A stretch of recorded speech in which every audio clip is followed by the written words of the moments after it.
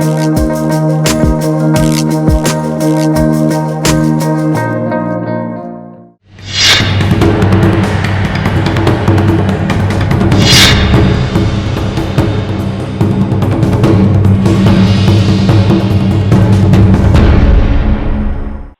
मु Supriya. Iran Israel America मध्य चली युद्ध घनघटा भितर तैल संकट रे घांटी होउछंती पूरा विश्व। निर्भरशीलता जेहेतु रही अन्य राष्ट्र उपरे एवं मुख्यतः मध्यप्राच्य उपरे, तेणुक परिस्थिति को समस्ते जितेबाला हंतसंत होउछंती सेतेबेले पुणी थरे चर्चा को आसीछि ओडिशा। पूर्वतन केंद्र पेट्रोलियम मंत्री बा वर्तमान जे शिक्षा मंत्री रही धर्मेंद्र प्रधान, से प्रधानमंत्री नरेंद्र मोदी एवं तैल मंत्री हरदीप सिंह पुरी, मुख्यमंत्री मोहन माझी निकट को चिठी लेखि जाजपुर जिला डंकारी रे जो प्रस्तावित रही रिजर्व पेट्रोलियम रिजर्व प्रकल्प को त्वरान्वित करने पुणी थे निवेदन करिसेंती। जहाँ सूचना जे 2018 रु ए प्रकल्प प्रस्तावित होइतिला एवं जमी मिली नथिबारु ए प्रकल्प एते समय पर्यंत आगे पारिनी बोलिकरी चर्चा होइछि। प्रकल्प प्राय 8743 कोटी टंकार बोलिकरी कुहा जाय। तेबे ए डंकारी को लेकर जितेबाला चर्चा पुणी थे बढ़ी एवं एक पेट्रोलियम रिजर्वर आवश्यकता देश अच्छी बोलिकरी जितेबाला लगुच, कारण स्टॉक कम रहिले इमरजेंसी सिचुएशन रे संभाली हबनी बोली जितेबाला चिंता करा जाउची, सेतेबाला ए प्रकल्प को नहीं चर्चा पुणी थे रही। ए चर्चा संपर्क में आम अधिक आलोचना करबा वरिष्ठ समीक्षक तथा स्थानीय अधिवासी विजय साहू सह। विजय बाबू स्वागत करुछि आलोचना को। जेतेबाला पुणी थे चर्चा को आसी डंकारी से संपर्क में आपणकर मत कौन? जेतेबाला 2000 रे प्रसंग आसीथिला 2018 रे, सेतेबाला आपणकर मत कौन थिला एवं आज दिन रे सेथिरे किछि परिवर्तन आसीछि कि? देखंतु एई प्रकल्प संपर्क रे जेतेबाला प्रथमे आसीथिला स्थानीय स्तर रे आलोचना हैथिला, सेतेबाला एई प्रकल्प संपर्क रे मु किछि किछि पोस्ट सोशल मीडिया रे पोस्ट करथिले। आउ कहीं सरकार ये प्रकल्प करने को जाउचती।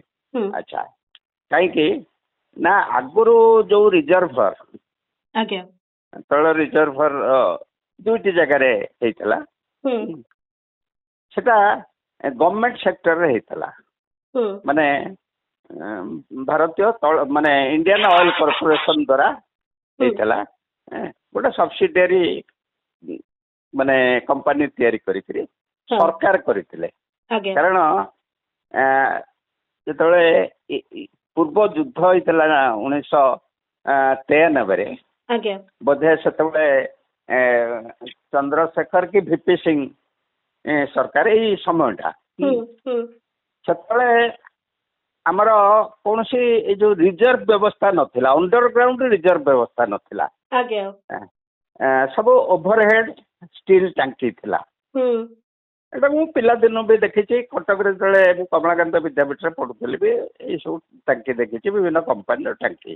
किंतु सेठी फील कराला हमर जो रिजर्व रहिछि पाइपलाइन रे, देश सारा जोठी सब टांकी रही विशाखापट्टनम मैंगलोर एगुड़ा सेतेबेले कोठी थिला मु कहि परिउनी, किंतु मु एठी देखिछि हळदिया बालेश्वर माने जो बड़ बड़ लोकेशन गुडा जो थिला मात्र 3 दिन रो स्टॉक जाउ सेतले मु जो जगह कथा कहली सेटा अंडरग्राउंड रिजर्वर जोटा डंकारी रे जो प्रस्तावित प्रकल्प रहिछि सेही स्टाइल रो कथा कहछि।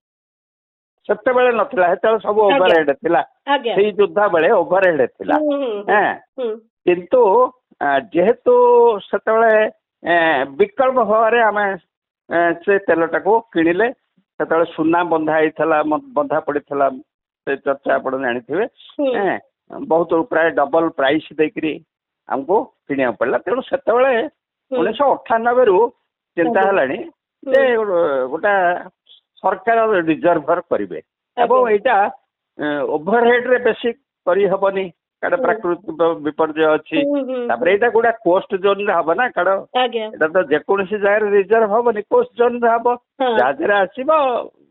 तेणु ए कोस्ट जोन हमर दीटा एक देखंतु अरेबियन सी एवं बे ऑफ बेंगल, ए दीटा एक होछि साइक्लोन प्रोन जोन। तेणु बड़ बड़ साइक्लोन हेले विपद रही, तेणु अंडरग्राउंड करिया कथा हला।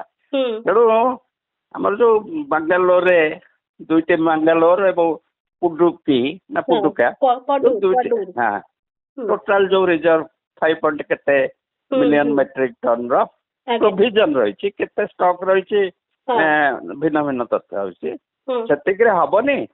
ଆଉ ଗୋଟିଏ ପ୍ରକଳ୍ପ ହଉ। ସେତେବେଳେ ରାଜସ୍ଥାନ ଏବଂ ଓଡିଶା କଥା ଆସିଥିଲା। ରାଜସ୍ଥାନରେ ମାନେ ତଳେ ଯୋଉ ସ୍ୟାଣ୍ଡ, ରାଜସ୍ଥାନ ମରୁଭୂମି ଭିତରେ କରିଥାନ୍ତେ ସ୍ୟାଣ୍ଡ ଇଏ କରିକିରି, ଏଇଟା ପଥରଟାକୁ ପ୍ରିଫର କଲେ। କାରଣ ସ୍ୟାଣ୍ଡରେ ଟେମ୍ପରେଚର ମେଣ୍ଟେନ କରିବା, କାରଣ ଯୋଉ ଟେମ୍ପରେଚରରେ ରହିବ ସେଟା ହୁଏତ ସେଇ ଟେକ୍ନୋଲୋଜି ନଥିଲା କି କଣ ହେଇଥିବ, ତେଣୁ ପ୍ରିଫର କରିଥିଲେ ଚଣ୍ଡିଖୋଲକୁ। ଆଚ୍ଛା, ତାପରେ ଲ୍ୟାଣ୍ଡ ଫ୍ୟାଣ୍ଡ ପ୍ରଶ୍ନ ଯୋଉଟା ଆପଣ କହିଲେ ସେ ସବୁ ହେଇଛି। ବର୍ତ୍ତମାନ ହଠାତ୍ ତତ୍ପର ହେଇଛନ୍ତି ଏଇ ଯୁଦ୍ଧ ଯୋଗୁ। କାରଣ ପୁଣି ଚିନ୍ତା ଧରିଲାଣି ଆମର ଷ୍ଟକ୍ ରହୁନି ଜରୁରୀ ପରିସ୍ଥିତି ପାଇଁ। ଆଜ୍ଞା, କିନ୍ତୁ ଏପର୍ଯ୍ୟନ୍ତ ଟେଣ୍ଡର ହେଇନି ଏବଂ ଏଇଟା କିଏ କରିବ ନିଷ୍ପତ୍ତି ହେଇନି। ପୂର୍ବରୁ ଯୋଉ ଏକ୍ସଟେନସନ ଯୋଉ ଟେଣ୍ଡରଟା ହେଇଛି, ଏକ୍ସଟେନସନ ମାନେ ଏଇ ଯୋଉ ଗଭର୍ଣ୍ଣମେଣ୍ଟର ଇଏ ଦୁଇଟା ହେଇଥିଲା, ଯୋଉ ସେକେଣ୍ଡଟାର ଯୋଉ ଏକ୍ସଟେନସନ, ତାକୁ ଏକ୍ସଟେନସନ କୁ ଦିଆ ହେଇଥିଲା mega infrastructure company, Andhra based company, ଯୋଉଟା କି ଚନ୍ଦ୍ରବାବୁ ନାଇଡୁଙ୍କ ସହିତ ସମ୍ପର୍କିତ। ଯୋଉ କମ୍ପାନୀ ସବୁଠୁ ଅଧିକ ଚର୍ଚ୍ଚିତ ହୋଇଥିଲା ଇଲେକ୍ଟ୍ରାଲ ବଣ୍ଡ ଇସ୍ୟୁରେ। ଇଲେକ୍ଟ୍ରାଲ ବଣ୍ଡ ଇସ୍ୟୁରେ ହେଇଥିଲା। ଆଚ୍ଛା, ତାର ଯୋଉ ଟର୍ମ ଆଣ୍ଡ କଣ୍ଡିସନ, ଯଦିଓ କମ୍ପାନୀ ନିର୍ମାଣ କରିଦବ, କିନ୍ତୁ ଯିଏ ତେଲ ଆଣିକି ରଖୁଛି ପ୍ରାଇଭେଟ ପ୍ଲେୟାର, ଆମର ତ ତେଲ ଏଠି ଷ୍ଟୋର ହବାର ନାହିଁ। ଭାରତରେ ତ ନିଜସ୍ୱ ତେଲ ଉତ୍ପାଦନ କେତେ, ଖୁବ କମ। ଆଚ୍ଛା, 90% ତେଲ ଆମେ ଆଇଦର ମିଡିଲ ଇଷ୍ଟରୁ ଆଣୁଛେ, ନହେଲେ ରୁଷିଆରୁ ଆଣୁଛେ। ସେଇ ସମୟରେ ଯଦିଓ 42ଟା କଥା କହିଛି, ବିଭିନ୍ନ ଲୋକେସନ ଅଛି, ତାର ସବୁ ଡିଷ୍ଟାନ୍ସ ଏବଂ ସିଷ୍ଟମ ଦେଖିଲେ ମାନେ ସେଟା ପ୍ରାକ୍ଟିକେବଲ ନୁହଁ, କିନ୍ତୁ ବେଳେ ବେଳେ ଦରକାର ପଡିଲେ ଅଣାଯାଏ। ବର୍ତ୍ତମାନ ଏଇଟା ଯୋଉଟା ହବାକୁ ଯାଉଛି ଚଣ୍ଡିଖୋଲରେ, ଟର୍ମ ଆଣ୍ଡ କଣ୍ଡିସନ କଣ ହବ, କେମିତି ମନିଟର କରିବେ, ପ୍ରକୃତରେ ଏଇଟା ଆମ କାମରେ ଆସିବ କି ନାହିଁ, ସେଇ ନେଇକରି କଣ ଉତ୍ସାହିତ ଅଛନ୍ତି ଯେ ଗୋଟେ ରିଜର୍ଭର ତାଙ୍କ ଅଞ୍ଚଳରେ ହଉଛି ବୋଲି, ନା କୌଣସି ପ୍ରକାର ଆଶଙ୍କାରେ ଅଛନ୍ତି? ନାଇଁ, ସ୍ଥାନୀୟ ଲୋକ କଣ ବେଳେ ବେଳେ ତାଙ୍କର ଗୋଟେ ଯେକୌଣସି ଗୋଟେ ବଡ ପ୍ରୋଜେକ୍ଟ, ବିଗ୍ ଆନାଉନ୍ସମେଣ୍ଟ, ଉଦ୍ଘାଟନ, ପଲିଟିକାଲ ଲୋକଙ୍କର ଭାଷଣ ହେଲେ ସେ ଭାବନ୍ତି ଗୋଟେ ବଡ ଧରଣର କଣ ଏମ୍ପ୍ଲୟମେଣ୍ଟ ହବ, ଚାକିରି ବାକିରି। ନେତା ମାନଙ୍କର ତ ଚାକିରି ଆଜିକାଲି ଗ୍ଲୋବାଲାଇଜେସନରେ ତ ଚାକିରି ଦେଇପାରନ୍ତିନି। ତେଣୁ ଇଲେକ୍ଟ୍ରିକ ଗ୍ରିଡ ହେଲେ ବି ଲୋକ ମାନେ ଆବଶ୍ୟକତା ଅଲଗା, କିନ୍ତୁ ଭାବନ୍ତି ଏଠି ଗୋଟେ ବହୁତ ଗୁଡା ଏମ୍ପ୍ଲୟମେଣ୍ଟ ହବ। କିଛି ଏମ୍ପ୍ଲୟମେଣ୍ଟ ର ସ୍କୋପ ନାହିଁ ଇନିସିଆଲ ସମୟରେ, ଯୋଉ ଠିକା ଶ୍ରମିକ ଚିଠିରେ। ବାକି ଯୋଉ ମ୍ୟାନେଜମେଣ୍ଟ କୁ ରହିବେ ହାଇଲି ସୋଫିଷ୍ଟିକେଟେଡ ଇଞ୍ଜିନିୟର, ଏବଂ ଯୋଉ କମ୍ପାନୀ ଏଠି ତାର ଷ୍ଟୋରେଜ କରିବ, କାରଣ ଏଇଟା ତ କମ୍ପ୍ୟୁଟରାଇଜଡ ମ୍ୟାନେଜମେଣ୍ଟ ହବ ନା। ଆପଣ ଯୋଉ ଇଲେକ୍ଟ୍ରିକ ଲକ୍ଷ୍ୟ କରନ୍ତୁ, ସବୁ ଗ୍ରିଡ ଗୁଡା ଯେହେତୁ କନେକ୍ଟ ହଉଛି ଇଲେକ୍ଟ୍ରିକ, ତାକୁ ଯେମିତି ଅଟୋ ମାନେ ମନିଟରିଂ ହଉଛି ହବ। ତେଣୁ ସେଥିରେ ସ୍ଥାନୀୟ କାହିଁକି, ଓଡିଶାରେ ବି କେହି କିଛି ବର୍ତ୍ତମାନ ପର୍ଯ୍ୟନ୍ତ ଯାହା ସୂଚନା ମିଳିଛି, ପ୍ରାୟ 286 ଏକର ଜମି ସମ୍ପର୍କରେ ପ୍ରୋସେସ ହୋଇସାରିଛି। ପୁରା କମ୍ପ୍ଲିଟ ଯେତିକି ଜମି ଦରକାର ସବୁତକ ମିଳିଲା ପରେ ସେମାନେ ବିଡିଂ କୁ ଯିବେ, ତାପରେ ବିଡିଂ ପରେ କନଷ୍ଟ୍ରକ୍ସନ କୁ ଯିବ। କିନ୍ତୁ ଏ ପୁରା ପ୍ରକ୍ରିୟା ଭିତରେ ଇଡକୋ ଗୋଟେ ପ୍ରମୁଖ ଭୂମିକା ନେଉଛି। ଇଡକୋ କୁ ସରକାର ଜମି ଦେବେ, ତାପରେ ଇଡକୋ ISPRL ସହିତ ରେଜିଷ୍ଟ୍ରି କରିବ। ଏଭଳି ପ୍ରୋସେସ କୁ ଆପଣ କେମିତି ଦେଖୁଛନ୍ତି? ଆମେ ଆଉ ଗୋଟେ କଥା, ଆପଣ ଯୋଉ କଳିଙ୍ଗ ନଗର ହତ୍ୟାକାଣ୍ଡ, ଆଦିବାସୀ ହତ୍ୟାକାଣ୍ଡ ଘଟଣାଟା ମନେ ଥିବ, 20 ବର୍ଷ ତଳେ। ଆଚ୍ଛା, ଆମର 2013 ଯୋଉ ଲ୍ୟାଣ୍ଡ ଆକ୍ୱିଜିସନ ଆକ୍ଟ, ସେଟା ଆକ୍ଚୁଆଲି ତାର ନାଁଟା ଖୁବ ସୁନ୍ଦର, ମାନେ fair compensation resettlement and rehabilitation act RR policy ବୋଲିକିରି ଯୋଉଟା କହୁଛନ୍ତି। ପୂର୍ବରୁ ଯୋଉ ବ୍ରିଟିଶ ସମୟରେ ଯୋଉଟା 1894 ଥିଲା ସେଟା ଲ୍ୟାଣ୍ଡ ଆକ୍ୱିଜିସନ ଆକ୍ଟ ଥିଲା, କିନ୍ତୁ ରିହାବିଲିଟେସନ ରିସେଟଲମେଣ୍ଟ ପଲିସି ଏସବୁ ଥିଲା।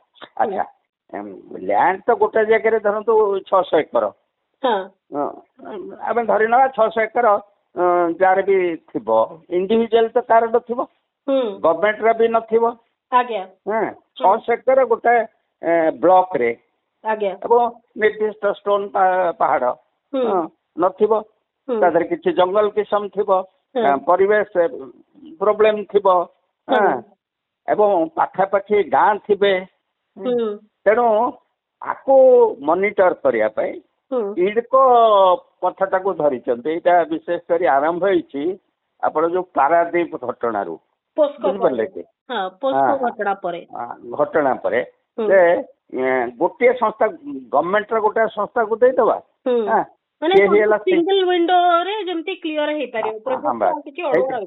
ହେଇଯିବ। ଏବଂ ଲୋକ ପ୍ରତିବାଦ କଲେ, ଯେହେତୁ ଗଭର୍ଣ୍ଣମେଣ୍ଟ ସଂସ୍ଥା police protection, law and order ପ୍ରୋବ୍ଲେମକୁ ବି ସେମାନେ ସମାଧାନ କରିବେ।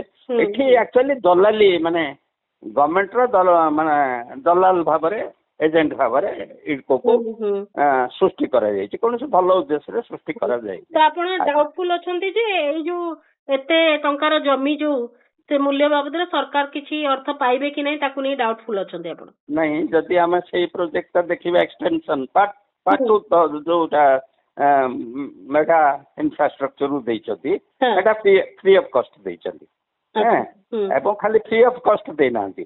ଇଣ୍ଟରେଷ୍ଟିଂ ପାର୍ଟ ହଉଛି ଫ୍ରି ଅଫ କଷ୍ଟ ଦେଲେ ସେ କରିଦେଲା, କିନ୍ତୁ ଯୋଉ କମ୍ପାନୀର ସେଗୁଡା ଷ୍ଟୋରେଜ ରହିଲା, ସେ କମ୍ପାନୀ ମାନେ ତ ଆରବ କଣ୍ଟ୍ରିରୁ, ଆଉ କଣ ଆମର ନିୟରେଷ୍ଟ ଆରବ କଣ୍ଟ୍ରିରୁ ତେଲ ଆସିବ ଆଉ କଣ। ଯୋଉ କମ୍ପାନୀର ରହିଲା, ଆମର ଯୋଉ ଅଏଲ ମାର୍କେଟିଂ କମ୍ପାନୀ ରହିଛନ୍ତି ଗଭର୍ଣ୍ଣମେଣ୍ଟର, ମାନେ ଆମେ ତେଲ ଧରନ୍ତୁ ବିଭିନ୍ନ ଟାଙ୍କି ଗୁଡା ଦେଖୁନେ, ଆଚ୍ଛା, ଆର ରିଲାଏନ୍ସ ପାର୍ଟଟାକୁ ଛାଡି ଦିଅନ୍ତୁ, ଏଇ ଯୋଉ ଅଏଲ ମାର୍କେଟିଂ କମ୍ପାନୀ OMC ବୋଲି କୁହାଯାଏ, ଇଣ୍ଡିଆନ ଅଏଲ, ଏ ଯୋଉ BPCL, ଏଇ ଯୋଉ ତିନୋଟି କମ୍ପାନୀ ରହିଛି, ଏମାନେ ବି ଭଡା ନେବେ। ଏମାନେ ବି ଯଦି ତାଙ୍କର ସେଠି ବି କିଛି ଇମିଡିଏଟ ପଏଣ୍ଟରେ ଷ୍ଟକ୍ ରଖିବେ, ଏମାନେ ବି ଭଡା ନେବେ।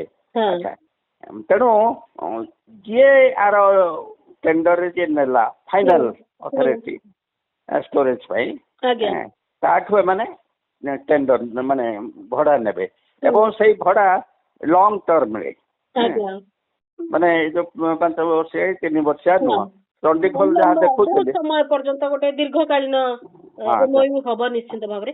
ମୁଁ ଆଉ ଗୋଟେ କଥା ଆପଣଙ୍କୁ ଜାଣିବି, ଯେହେତୁ ଆପଣ ସ୍ଥାନୀୟ ଅଞ୍ଚଳରେ ବି, ମୁଁ ଟିକେ ଯାହା ସୂଚନା ପାଇଥିଲି ଯେ ପାଖାପାଖି 13ଟା କ୍ୱାରି ବର୍ତ୍ତମାନ ସେଠି ତାର ବ୍ଲାଷ୍ଟିଂ ଭରିକା ହଉଛି, ଅପରେସନାଲ ଅଛି ତା ଭିତରୁ ବହୁତ ଗୁଡେ, ଯୋଉଟା କି ଗୋଟେ ଯେତେବେଳେ କହୁଛନ୍ତି ସରକାର ଯେ ଏପ୍ରିଲ ସୁଦ୍ଧା ସିକ୍ୟୁରିଟି ପର୍ସନ ସେଠି ଯାଇ ପହଞ୍ଚିଯିବେ, ସେମାନଙ୍କୁ ଡେପ୍ଲୟ କରାଯିବ, କାରଣ ଶୀଘ୍ର ଏ ପ୍ରକଳ୍ପଟାକୁ ଆଗେଇ ନେବାର ଅଛି।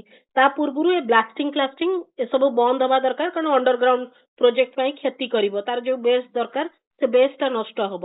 ସେ ଦୃଷ୍ଟିକୋଣରୁ ଆପଣ ସ୍ଥାନୀୟ ଅଞ୍ଚଳରେ କଣ ଦେଖନ୍ତି? ଏ କ୍ୱାରି ସହିତ ରିଲେଟେଡ କେତେ ଲୋକ ଅଛନ୍ତି, କଣ ସେଠି ସରକାର ଏ ଜିନିଷଟାକୁ ସମ୍ପୂର୍ଣ୍ଣ ବନ୍ଦ କରିପାରିବେ କି ନାହିଁ, ସେମାନଙ୍କର ମାନେ ପ୍ରଭାବ କେମିତି ରହିଛି, ମୁଁ ସେଇଟା ବି ଟିକେ ଜାଣିବି।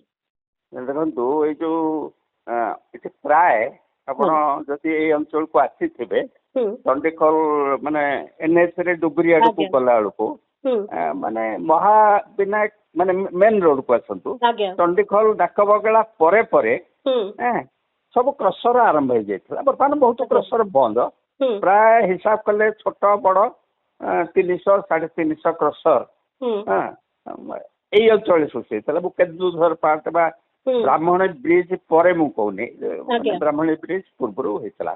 ଏବଂ ସବୁ ସେତେବେଳେ ବହୁତ ଶିକ୍ଷିତ ଯୁବକ ଲୋନ ନେଇକିରି କ୍ରସରକୁ କରିଥିଲେ।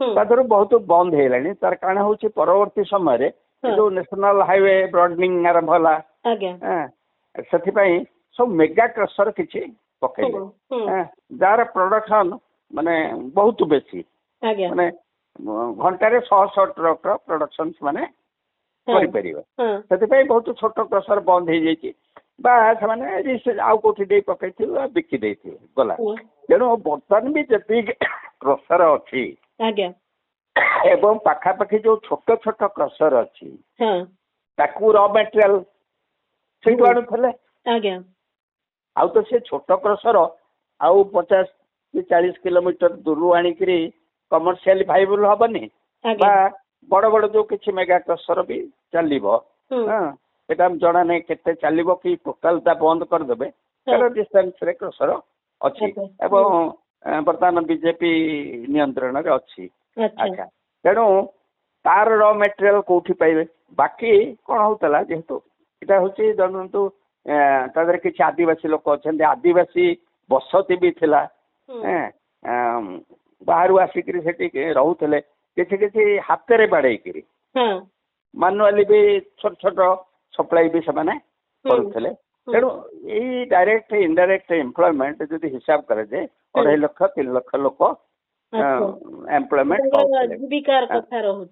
रोला किंतु परिवेश भी नष्ट किंतु जेहेतु गवर्नमेंट प्रथम तो मनुष्यर जीविका दरकार ना आग बंचब तो परिवेश ना तो से मरबनी तेणु आ नहीं बहुत द्वंद्व होती डिबेट होकर आसोसिएशन भी होकर क्रसर्स आसोसिएशन होकर गवर्नमेंट सहित विभिन्न समय आलोचना कर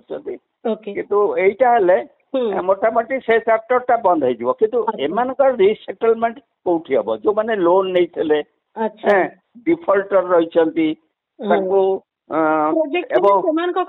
चिंता सहित जड़ित जो ट्रक ये अंचल हजार हजार ट्रक भी सब जाइला बर्तमान तो नेचुराली संख्या कमी जीव ट्रक कमी जीव ताले ये जो इकोनॉमिक एस्पेक्ट एगुड़ाक डील हवा दरकार एवं प्रॉपर जनशुणानी एवं एठिकार जो इंटेलेक्चुअल अछंती केबे भी से प्रकार प्रोजेक्ट घोषणा हेलानी 2018 रु किछि किछि जमी भी गलानी इडको हाथ को तो एपर्यंत कौन किछि भी सेठी स्थानीय स्तर रो वॉइस निया जाइनी ने बहुत समय क्रसर को नहीं विभिन्न जगह संघर्ष होती बर्तमान भी होती अच्छा किंतु ए पर्टिकुलर डंकारी जो ई प्रोजेक्ट रे किछि लोकंकर व्यू निया जाइनी अच्छा बाकी आपण देखंतु सेटा डिस्टेंस ता आपण चंडीखोल छकरू 12 रु 15 किलोमीटर डिस्टेंस आरी भीतर हबो माने मेन रोड रे तापरे 3-4 किलोमीटर कि 5-6 किलोमीटर भितरू गले सेठी प्रकल्पटा हबो अच्छा तेणु आर प्रभावटा लोक एपर्यंत जानी ना मोटामोटी जानी किसी जमी जीव किसी लोक भी भावुंट जो सस्ता जमी थिला अधिक टंका पाइबे सरकार अब सबुठार मजा हुए जो गोटे प्रकल्प माने प्रचार स्तर को आसे किसी बड़ बड़िया एवं सी कोठिया लोक आप जानी पारे किंतु सेठी लोक जमी किनिबा आरंभ कर देबे हां जमी ऑलरेडी किनी चंदी अच्छा जंती प्रकल्प पई सरकार अधिक टंका देबे जेतेबे ताकर भीतर भी किछि पड़िबो भाई किंतु साधारण लोक होता गुठा 1000 2000 500 एमती लेकरी माने एई होया तो से एस्पेक्ट भी अछि किंतु आउ कथा भी जानिबा दरकार जेमती आपण कहिले जे बहुत लोक ए पर्यंत ए प्रकल्पर परिणाम बा प्रभाव को आकलन करना गोटे आसेसमेंट भी हवा दरकार केते चाष जमी नष्ट हम पानीय जल द्वारा केते क्षतिग्रस्त हम कि कौन साधारण लोकंकर जो पब्लिक हेल्थ ऊपर यार कौन इम्पैक्ट रहिबो ए सब को एनालिसिस करिकरी तार गोटे एक्सेस करिकरी जदी हुंता ताले लोकंक भितरु अलगा प्रकार स्वर आसंता सेथि पई कौन माने आपनकर आकलन कौन कौन करा जिबा उचित देखंतु ए टोटल अंचल दे माने ये प्रकल्प आगु ही जल संकट देखा जाए ब्राह्मणी नदी पूरा पोती हो ब्राह्मणी नदीर पानी भी माने पानीय उपयोगी नुह कारण जो माने माइनिंग जो ब्लैक सब ଜିନିଷ ଆସୁଛି ଦଶଟା ଆସୁଛି ପଲ୍ୟୁଟେଡ୍ ହେଇଯାଇଛି ବିଭିନ୍ନ ସମୟରେ ମାନେ ତାକୁ ଗାଧେଇବା ବହୁ ଜାଗାରେ ଗାଧେଇବା ଉପଯୋଗୀ ନୁହନ୍ତି ବୋଲି ବି କୁହନ୍ତି। ବର୍ଷା ଦିନେ ଟିକେ ଅଲଗା ଏ ଯୋଉ ଶୁଖି ହେଇଯାଏ ଯେତେବେଳେ। ତେଣୁ ସରକାରଙ୍କର ଗୋଟେ ଏ ଯୋଉ ଗ୍ରାମାଞ୍ଚଳ ଜଳୀୟ ପାନୀୟ ଜଳ ଯୋଗାଣ ସୁଜଳ ଯୋଜନା ନା ବସୁଧା ଯୋଜନା ହେଇଥିଲା। ବସୁଧାରେ ଏଇ ଯୋଉ ଗୋଟେ ଟାଙ୍କି ଠିଆ ହେଇଛନ୍ତି ହେଲା କି, କିନ୍ତୁ ଟାଙ୍କି କି ପାଣି ଉଠିବା ପାଇଁ ପାଣି ଥିଲେ ପମ୍ପିଂ କରିକି ତ ଉଠିବ, ପାଣି ବହୁ ପଏଣ୍ଟକୁ ଯାଇପାରୁନି, ମାନେ ସବୁ ସିଷ୍ଟମ ହେଇକିରି ବି ଯାଇପାରୁନି। ତେଣୁ କିଛି ପୁରୁଣା ଯୋଉ ଆଗରୁ ହେଇଥିଲା ଅଳ୍ପ ଅଳ୍ପ ଲିଫ୍ଟିଂ ସିଷ୍ଟମ ଛୋଟ ଛୋଟ ଓଭରହେଡ୍ କରିକି ସେଇ ପାଣି ସପ୍ଲାଇ କିଛି କିଛି ଗାଁରେ ହଉଛି, କିନ୍ତୁ ଘରକୁ ନୁହଁ, ମାନେ ଗୋଟେ ପଏଣ୍ଟରେ ହେଲା କି। ତେଣୁ ପାଣି ସେଟା ବି ଷ୍ଟଡି ହେଇନି, ପାଣିର ତ ଚାନ୍ସ ନାହିଁ। କାରଣ ବର୍ତ୍ତମାନ ଯୋଉ ୱାଟର ଲେବୁଲ ଏତେ ତଳକୁ ଚାଲି ଯାଇଛି ଯେ ପାଣି କୋଉଠୁ ପାଇବେ ଅଲଗା କଥା। ତେଣୁ ଯେତେବେଳେ ପ୍ରକଳ୍ପ ହବ ଏବଂ ଇଆଡେ ତ ଚାଷ ଜମି ନଷ୍ଟ ହେଲା, ତାପରେ କୂଅ ଖୋଳିକିରି ଲୋକ ପାଣି ପାଇପାରିବେନି, ଅଲ୍ଟରନେଟିଭ ରିସୋର୍ସ ନଥିବ। ତେଣୁ ସମୟ କ୍ରମେ ମାନେ କଣ ଏଗୁଡାକ ସବୁ ମରୁଭୂମି ପାଲଟିଲା ଭଳିଆ ଅବସ୍ଥା ଆସିବ। ଆଜି ନହେଲେ ବି ଆମେ ଲଙ୍ଗ ଟର୍ମରେ ଚିନ୍ତା କରିବା, କାରଣ ଗୋଟେ ନ୍ୟାସନାଲ ପ୍ରକଳ୍ପ ହବ ଏବଂ ଇଣ୍ଟରନ୍ୟାସନାଲ ପ୍ଲେୟାର ରହିବେ, ସେତେବେଳେ ସ୍ଥାନୀୟ ଲୋକଙ୍କର ଭୟ କଣ ରହିବ। ଓକେ, ତ ସେଇଟା ଗୋଟେ ସମସ୍ୟା ରହିବ, ଯେମିତି ଆପଣ ପିଇବା ପାଣି ଚାଷ ପାଣି ପାଇଁ ସେଇଟା ଗୋଟେ ସମସ୍ୟା ରହିବ, ତା ସାଙ୍ଗକୁ ସ୍ୱାସ୍ଥ୍ୟ ସମସ୍ୟାଟେ ବି ରହିବ, ଯୋଉଥିପାଇଁ ଆଗାମୀ ସମୟରେ ଯେତେବେଳେ ଏତେ ବଡ ପ୍ରୋଜେକ୍ଟ ହଉଛି ସେମାନେ ଅଞ୍ଚଳ ପାଇଁ ଗୋଟେ ଡେଡିକେଟେଡ ହସ୍ପିଟାଲ କଥା ଚିନ୍ତା କରୁଛନ୍ତି କି ନାହିଁ ତା ସମୟ କହିବ। କାରଣ ବିଭିନ୍ନ ଜାଗାରେ ଆମେ ପ୍ରୋଜେକ୍ଟରେ ଦେଖୁଛୁ ବି ପ୍ରୋଜେକ୍ଟ ତା ବାଟରେ ଚାଲିଛି, ତାର ଇମ୍ପାକ୍ଟ ପଡିଲେ ମଧ୍ୟ ସ୍ଥାନୀୟ ଅଞ୍ଚଳରେ ସେମିତି ବିଶେଷ କିଛି କରାଯାଉନି। କିନ୍ତୁ ଏତେ ସବୁ କରିଲା ପରେ ଆପଣ ମାନଙ୍କ ମନରେ ଏ ଆଶା ରହିଛି କି ଯଦି ଏତେ ସ୍ଥାନୀୟ ଅଞ୍ଚଳର ଜମି ଯିବ, ଜଳ ନଷ୍ଟ ହବ, ସ୍ୱାସ୍ଥ୍ୟ ପାଇଁ ଆହ୍ୱାନ ସୃଷ୍ଟି ହବ, ତାହେଲେ ରାଜ୍ୟକୁ କିଛି ଅଧିକ ମିଳିବ କି, କିଛି କ୍ରାଇସିସ୍ ସମୟରେ ରାଜ୍ୟ ପ୍ରାୟୋରିଟି ପାଇବ କି, ଏଭଳି କିଛି ଆଶା ରଖିଛନ୍ତି କି? ଆପଣ ଏଇ ପ୍ରଶ୍ନର ଉତ୍ତର ଦେବା ପୂର୍ବରୁ ଆଉ ଗୋଟେ କଥା ଟିକେ ଆଲୋଚନା କଲେ, ମାନେ ଆମେ ପ୍ରଥମେ କନସେପ୍ଟ ଭିତରେ ଆମର ରହିଯାଉଛି ଯୁଦ୍ଧ ହିଁ ଲାଗିବ। ଯୁଦ୍ଧ ହିଁ ଲାଗିବ, ମାନେ ଆମେ କାହିଁକି ସଞ୍ଚୟ କରିବା ଏଇଟାକୁ ଇଏକୁ, ଯୁଦ୍ଧ ହିଁ ଲାଗିବ, ବୁଝିପାରିଲେ କି? ଆଚ୍ଛା, ତାହେଲେ ଆଜି ଆମେ କୋଉଠି ବି ଲାଗିବ ଏବଂ କୋଉଠି ବି ଲାଗିଲେ ତାର ଗୋଟେ ପ୍ରଭାବ ରହିବ। ଆଚ୍ଛା, ଆମେ ଧରନ୍ତୁ ବର୍ତ୍ତମାନ 4 ମିଲିୟନ ମେଟ୍ରିକ ଟନ ର କରିବା, ତାଙ୍କର ଯୁକ୍ତି ହଉଛି ଯେ ଏଇଟା 4 ମିଲିୟନ ମେଟ୍ରିକ ଟନ ଆଉ ଆଗଟା ଅଛି, ମାନେ ପୁରାଟା ଯଦି ହୁଏ ସେଟା ତ ହେଇନି 5 ମିଲିୟନ ମେଟ୍ରିକ ଟନ ହେଲେ ତାଙ୍କର ହଉଛି ନ୍ୟାଚୁରାଲ ଗୋଟେ ଫ୍ଲୋ ରହିବ, ଦୈନିକ ବିଭିନ୍ନ ଅଲ୍ଟରନେଟିଭ ଲାଇନରେ କିଛି କିଛି ଆସିବ। କାରଣ ଆମର ପ୍ରାୟ 80 ନା 90 ଲକ୍ଷ ମାନେ ଟନ୍ ମାନେ ୟୁନିଟଟା କହିବେ ଦୈନିକ ଖର୍ଚ୍ଚ, ମାନେ 1% ପାଖାପାଖି ଯେତିକି ଯଦି ଏଇଟା ଯଦି ବଫର ଷ୍ଟକ୍ ହୁଏ ତାର 1% କି 2% ପାଖାପାଖି ଆମର ଡେଲି କଞ୍ଜମ୍ପସନ ହଉଛି, ଏବଂ ଏଇ କଞ୍ଜମ୍ପସନ ଗ୍ରାଜୁଆଲି ବଢିବ। କାରଣ ଆମର ତ ଏବଂ ଆମେ ଗାଡି ଘୋଡାକୁ ଆହୁରି ଏନକରେଜ କରୁଛେ, ତେଣୁ ଅଲ୍ଟରନେଟିଭ କିଛି ନାହିଁ। ଅଲ୍ଟରନେଟିଭ ଯୋଉ ପ୍ରଚାର ହଉଥିଲା ସୋଲାର ଫୋଲାର ତ ଯାହା ଡେଭଲପମେଣ୍ଟ ହେଇଛି ଆମେ ଦେଖିଛେ। ତେଣୁ ଆମେ କନସେପ୍ଟ ଭିତରେ ଧରୁଛେ ଯୁଦ୍ଧ ହବ, ଯୁଦ୍ଧ ହେଲେ ଏଇଟାକୁ ଷ୍ଟୋରେଜ ଆମେ ଭାବରେ ବ୍ୟବହାର କରିବା। ଅଧିକ ଦିନ ପାଇଁ ଆମକୁ ପ୍ରସ୍ତୁତ ରହିବାକୁ ପଡିବ। ଆଚ୍ଛା, ତେଲଟା କୋଉଠୁ ଆସିବ ଷ୍ଟୋରେଜ ହବା ପାଇଁ? ମାନେ ପାଇପଲାଇନରେ ତ ଆସିଲେ ଷ୍ଟୋରେଜ ହବ। ଆଚ୍ଛା, ବର୍ତ୍ତମାନ ଏମିତି ଥାଇପାରେ ଯେ ଯେତେବେଳେ ସ୍ୱାଭାବିକ ପରିସ୍ଥିତି ଥିବ ଆମେ ସବୁବେଳେ ଗୋଟେ ହାତରେ ଆମକୁ 20-30 ଦିନର ସବୁବେଳେ ରିଜର୍ଭ ରଖିବାକୁ ପଡିବ ବୋଲି ସେମିତି ଗୋଟେ ବି ଆକଳନ ଥାଇପାରେ। ନାଇଁ ଆମେ ହାତରେ ରଖୁନୁ, ସେଇଟା ଧାରଣାଟା ସ୍ପଷ୍ଟ।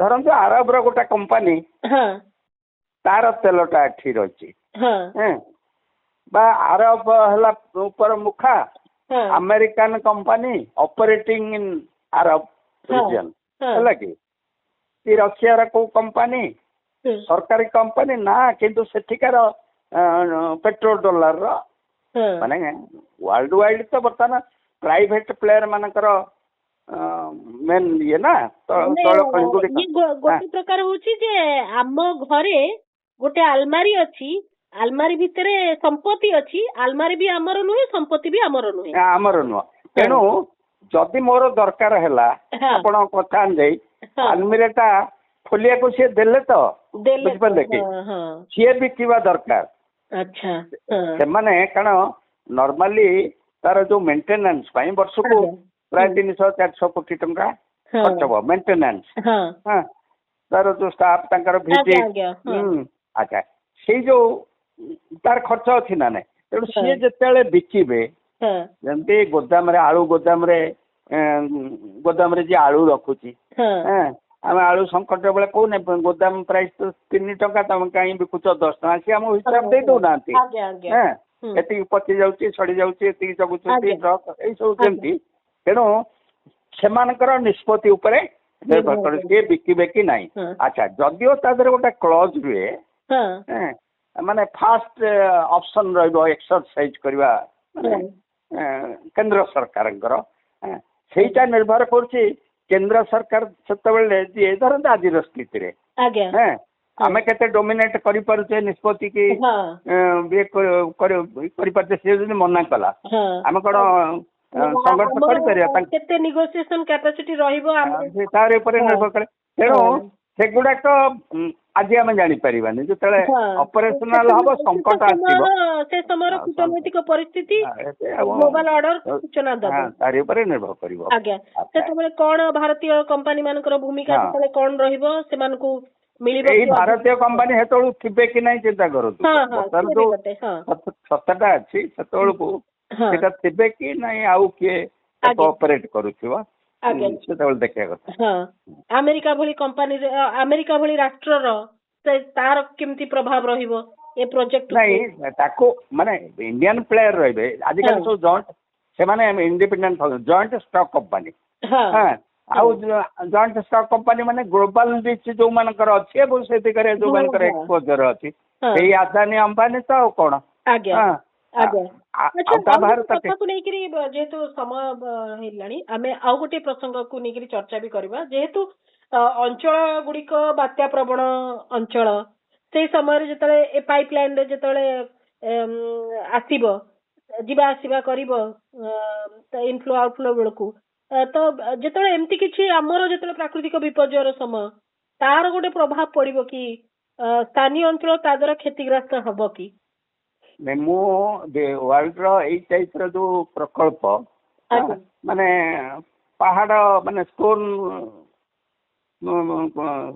माने कौन अंडरग्राउंड नहले भी बाली भितर जो बहुत जगह अच्छा किसी जगह दुर्घटना है माने टेम्परेचर मेंटेन न हो पारिक जली जाइए माने अंचल बहुत क्षतिग्रस्त होती आमर प्रोब्लेम हूँ अलगा आमर जो अंडरग्राउंड है माने बहुत गुड़ा अंडरग्राउंड है कारण खोला बेले मुझे देखुली बोधे 3-4 मीटर तलू 10 फुट 12 फुट तल विशेष लेवल तो गोटे मेंटेन करेंगे ना कारण चंडीखोल पारादीप पॉइंट पर्यंत गोटे लेवल मेंटेन करेंगे जदिव पंप इन पंप आउट हम पंप द्वारा ही तार हम कारण एमती ऑटोमेटिकली गड़ियार चांस नहीं माने हम अच्छा किंतु गोटे लेवल मेंटेन करेंगे आमर किसी जगह अच्छी ये धरतु से अंचल पारादीप पॉइंट पर्यंत 80 किलोमीटर 90 किलोमीटर ये पाखापाखि बाई रोड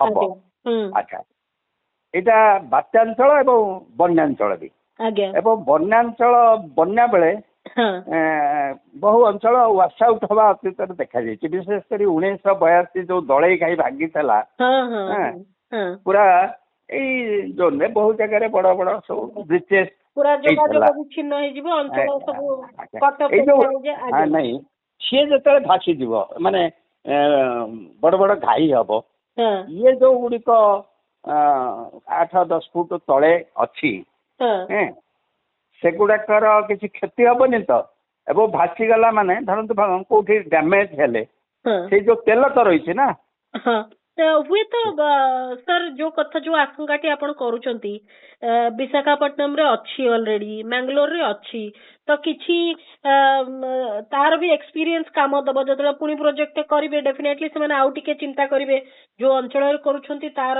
प्राकृतिक विपर्ययर स्थिति ए सब को निश्चय आकलन करिवे जो माने करिवे नहीं सेठी बन्याटा नहीं बात्या को विशाखापट्टनम बड़ धरण बात्या है हम देखिते सब भांगुची एयरपोर्ट भी भांगी जाउची किंतु बन्या नहीं माने ओडिशार एबे तो गोटे एमती सिचुएशन रहिची जे जहां नथिला जोठी ता होची कारण सिचुएशन रहउची तो तार जो सुनो दो गोटे जतले सरकारी संस्था हुए हां सरकारी संस्था हेले साधारण लोक भी वॉइस रेज करि पारंती गोटा प्रॉब्लम हेले एवं से भीतर भी गोटा किछि प्रॉब्लम हेले से भीतर भी खबर बाहर को आसे ये जो मॉनिटर करते अच्छा एगुड़ाक जो पूरा कॉर्पोरेटाइजेशन हो जाउची वर्ल्ड कॉर्पोरेट माने आसुचंती एवं वर्तमान स्थिति रे आपण तथ्य पाइबार जो माने कोन संभावना आदौ नाही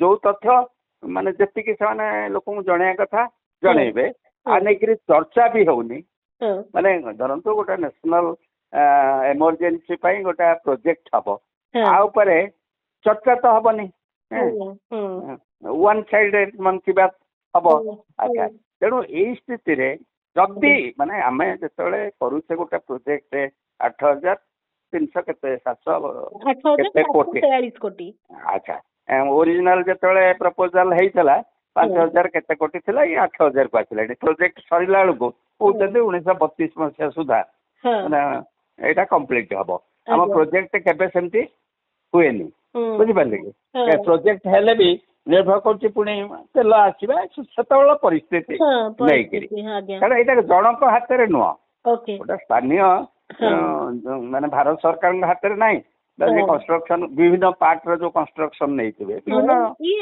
बहुत लंबा तेणु से केते कष्ट जाइथिबो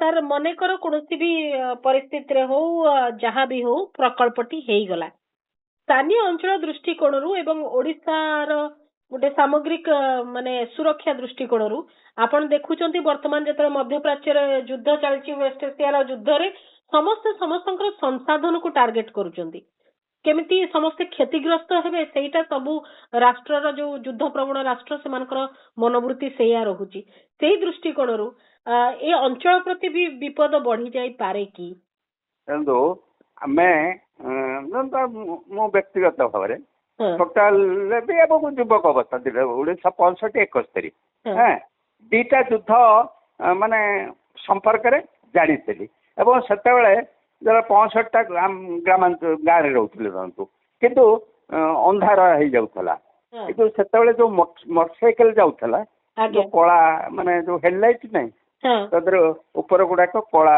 अधा कला दिया संध्या बेले लोक से तो इलेक्ट्रिक सब जगह ना बंद होता अच्छा बर्तमान से आम चाहू ना आम उपर गोटे युद्ध लदी दि जाता बुझिपार बर्तमान आम विश्वगुरु हाँ जाकि युद्ध करने चाहूँ अलरेडी आम निजक एक्सपोज कर सारूँ जेको जगह युद्ध हेल्ले आम पक्षभुक्त हो जाऊँ आमर आउ से निरपेक्ष नीति ना आम जो पक्ष हबू टार्गेट भितर को आसवे आप एरियल डिस्टेंस जब नवा धर मुझे पाकिस्तान 1000 किलोमीटर भितर कि 1200 किलोमीटर भितर हम आम कह आमर खेपड़ आमर सेफ्टी आम सब कौन जमी इस्राएल करनी आयरन डोम यहाँ कौटी क्षेपणास्त्र माड़ है आम इंटरसेक्ट करदे ए प्रमाण भूल है जो युद्ध हम कई क्या निजर सुरक्षा चाहिए आमर श्रीलंका भी घाटी हो पारे चीन तो चीन माने श्रीलंका चीन माने चीन दबदबा चीन आमर गोटा विभिन्न समय बद रोचे तेणु से समय ए अंचल सुरक्षा तार ग्यारंटी किए नब किंतु यही सब दिग गुड़िक जिते जिते चर्चा हुए पब्लिक भितर चर्चा सेमिनार ଧରନ୍ତୁ ଆହୁରି 5 ବର୍ଷ କି 7 ବର୍ଷ ଅଛି। ବହୁତ ପ୍ରସଙ୍ଗ ସାମ୍ନାକୁ ଆସିପାରିବ ଏବଂ ଛୋଟ ଛୋଟ ମାନେ ଖୁବ କମ ମାନେ ବେଶୀ ପାଠ ନ ପଢିଥିବା ଲୋକ ବି କିଛି କିଛି ମତ ଦେଇପାରନ୍ତି। ବନ୍ୟା ବାତ୍ୟା ବେଳେ ସେମାନେ ଯୋଉ ମତ ଦିଅନ୍ତି ବହୁତ ଏଫେକ୍ଟିଭ ମତ ଦିଅନ୍ତି। ତେଣୁ ଏଗୁଡା ବି ଚର୍ଚ୍ଚା ହେବା ଦରକାର। ଏବଂ ଅଲ୍ଟରନେଟିଭ ଏଇ ଯୋଉ ପ୍ରସଙ୍ଗଟି ଏମିତି ନୁହେଁ ଯେ ଟ୍ୱିଟର ରେ କିଏ କାହାକୁ କଣ କହିଦେଲା ସେଇଭଳିଆ ପ୍ରସଙ୍ଗ ନୁହେଁ। ଏଇଟା ପୁରା ଗ୍ରାଉଣ୍ଡ ରୁ ଭଏସ ଟି ଆସିବା ଦରକାର ଏ ସମ୍ପର୍କରେ। ନାଇଁ ନାଇଁ ଟ୍ୱିଟର ରେ ହେଇଥିଲେ ଆଉ ଟିକେ ସମୟ ଯଦି ଟ୍ୱିଟର ରେ ହେଇଥିଲେ ଏ ପ୍ରକଳ୍ପ ଆରମ୍ଭ ହେଲାଣି ମାନେ ମୋଦି ଯେତେବେଳେ ପ୍ରଥମ ଯାଇନଥିଲେ କେବେ 2016 ମସିହା ଏବଂ ସେଇ ସମୟରେ ଆମର ଅଏଲ ମନ୍ତ୍ରୀ ଥିଲେ ଧର୍ମେନ୍ଦ୍ର ପ୍ରଧାନ। 2018 ଧରି ନିଅନ୍ତୁ ଏଇଟା ପ୍ରସ୍ତାବ ରହିଛି। ନାଇଁ ନାଇଁ ମାନେ ଯେହେତୁ ଫେଜ 2 ହବ ଫେଜ 1 ତ ଚର୍ଚ୍ଚାରେ ଥିଲା ନା ଫେଜ 2। ତେଣୁ 2016 ରୁ ବୋଧେ ଫାଷ୍ଟ ଭିଜିଟ 2-3 ଥର କରିଛନ୍ତି ଧର୍ମେନ୍ଦ୍ର ପ୍ରଧାନ ଏବଂ ସେଠି ତାଙ୍କର ଏନର୍ଜି ସେକ୍ରେଟାରୀଙ୍କ ସହିତ ଆଲୋଚନା କରିଛନ୍ତି। ମାନେ ସେଇଟା ଗୋଟେ ସବୁ ନାଁ ଟା ଟିକେ ବଡ କରିଦେଇଛନ୍ତି ଏନର୍ଜି ଏବଂ ଷ୍ଟ୍ରାଟେଜିକ ଅନ୍ୟାନ୍ୟ ଟ୍ରେଡ୍ ଆଣ୍ଡ କମର୍ସ ଶିକ୍ଷା ଏମିତି ଗୋଟେ ଲମ୍ବେଇକିରି କରିଦିଅନ୍ତି। କିନ୍ତୁ ସେ ଚର୍ଚ୍ଚା ହେଇଛି କାହିଁ ଯାଇଥିଲେ ମୋଦି ବି ଯାଇଛନ୍ତି ଏବଂ ୟୁଏ ତ ବାରମ୍ବାର ଯାଇଛନ୍ତି ଧର୍ମେନ୍ଦ୍ର ପ୍ରଧାନ। ତେଣୁ ଏଗୁଡାକ ଆମେ ନିଶ୍ଚିତ ଭାବରେ ଗୋଟେ ପକ୍ଷଭୁକ୍ତ ହବା ଏବଂ ତେଲକୁ ନେଇ ତ ଯୁଦ୍ଧ ହବ ହିଁ ହବ ପ୍ରାକୃତିକ ସମ୍ପଦକୁ ନେଇକରି ଯୁଦ୍ଧ ହବ। ତେଣୁ ସମସ୍ତେ କାହିଁ ଚିନ୍ତା କରୁନାହାନ୍ତି ଯେ ଯୁଦ୍ଧ ହିଁ ନ ହଉ ଚାହିଁଲେ ହବନି। ଆଉ ଯୁଦ୍ଧ ନହେଲେ ଷ୍ଟୋରେଜ କରିବା ଦରକାର କଣ? ଆମେ ଘରେ ବସ୍ତାଏ ଚାଉଳ କାହିଁକି ରଖିବା? ରଖୁଛେ ଏଇଥିପାଇଁ ଦୋକାନରେ ମିଳିବନି ବନ୍ୟା ହବ ବାତ୍ୟା ହବ ଦୋକାନୀ ବନ୍ଦ କରିଦବ ଏଇଥିପାଇଁ ରଖୁଛେ ନା ନହେଲେ କାହିଁକି ଘରେ ରଖିବା। ଠିକ କହିଲେ ଆପଣ ଯେ ଅଧିକରୁ ଅଧିକ ଚର୍ଚ୍ଚା ବିଷୟରେ ହବା ଦରକାର। ବହୁତ ବହୁତ ଧନ୍ୟବାଦ ବିଜୟ ସାର୍ ଏତିକ ସମୟ ଦେଇଛନ୍ତି ଏବଂ ଯେହେତୁ ମଧ୍ୟପ୍ରାଚ୍ୟର ଯୁଦ୍ଧ ପାଇଁ ତେଲର ଅଭାବୀ ସ୍ଥିତି ରହିଛି ଏବଂ ସେଇ ସମୟରେ ପୁଣି ଥରେ ଚଣ୍ଡିଖୋଲ ଡଙ୍କାରୀରେ ନିର୍ମାଣ ପାଇଁ ପ୍ରସ୍ତାବ ରହିଥିବା ପେଟ୍ରୋଲିୟମ ରିଜର୍ଭର କଥା ପୁଣି ଥରେ ଚର୍ଚ୍ଚାକୁ ଆସିଛି। ସେ ସମ୍ପର୍କରେ ଆମେ ଚର୍ଚ୍ଚା କରୁଥିଲେ ଲୋକଙ୍କର କଣ ମତ ରହିଛି ସ୍ଥାନୀୟ ଅଞ୍ଚଳର କଣ ଆବଶ୍ୟକତା ସେ ସବୁ ସମ୍ପର୍କରେ ଆହୁରି ଅଧିକ ଆଲୋଚନା ହେବା ଆବଶ୍ୟକ ବୋଲି ସ୍ୱତନ୍ତ୍ର ଆଲୋଚନାରୁ ଯାହା ନିଷ୍କର୍ଷ ଆସିଲା ଆଲୋଚନାକୁ ଏଇଠି ରଖୁଛି। ନମସ୍କାର।